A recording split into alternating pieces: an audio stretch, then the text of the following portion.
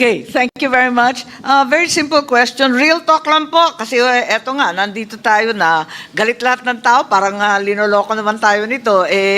Kayo nagpakaltas, ipapabalik muli. Ano ba, sa loob ng 2 buwan, ipapakaltas ba ulit? Gusto kong malaman, real talk konti ilan ba talaga at alin ba yung mga project na dumaan na sa early procurement sa panahong ito? Ilan ba talaga? Meron ba na mga projects na pinag-uusapan na nasa loob ng NEP sa budget ng Pangulo, nag-undergo na ng early procurement? Meron na ba? Kasi ang balita, takot lahat. Totoo bang meron o hindi? Wala pa pong dumadaan sa early procurement dahil po hindi pa klaro kung ano yung mga proyekto talagang mapapasa. Wala pa po. Siguradong sigurado kayo, wala ni isa, zero. Opo. So wala tayong pinag-uusapan, tama po ba? Sa ngayon. Sa ngayon po, wala pa po. So ang ibig sabihin niyan, dati-rati talagang hinahabol yung early procurement ng October para hindi ma-delay ang project kasi aabutan talaga ng tag-ulan, hindi ba?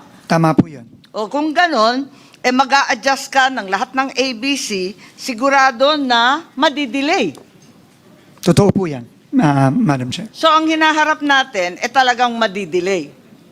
Opo, dahil po na-delay ang early procurement, marami pong mga proyekto for 2026 na madidelay. Sigurado so, po ang yan. hinaharap natin, talagang malungkot ang first and second and even third quarter, aabutin ng ulan.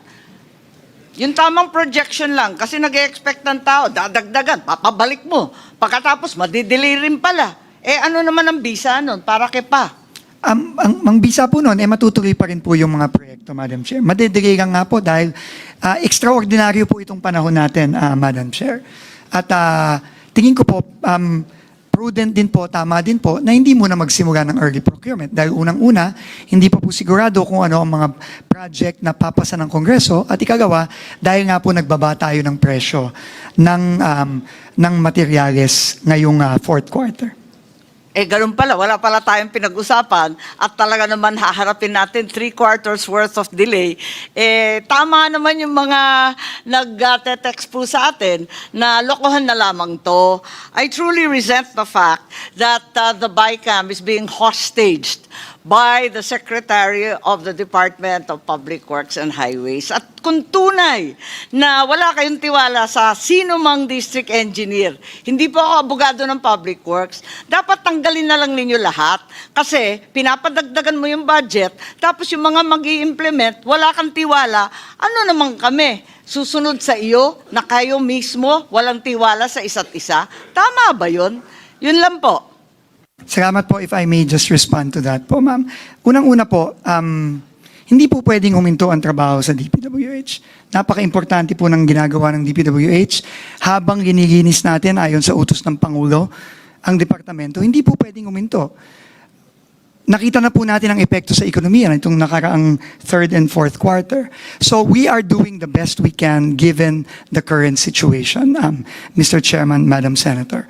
Yes, Secretary Vince, hindi kita pinahihinto sa trabaho mo. Pinamamadalingan namin.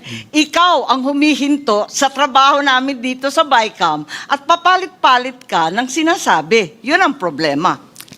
Hindi po ako papalit-palit ng sinasabi.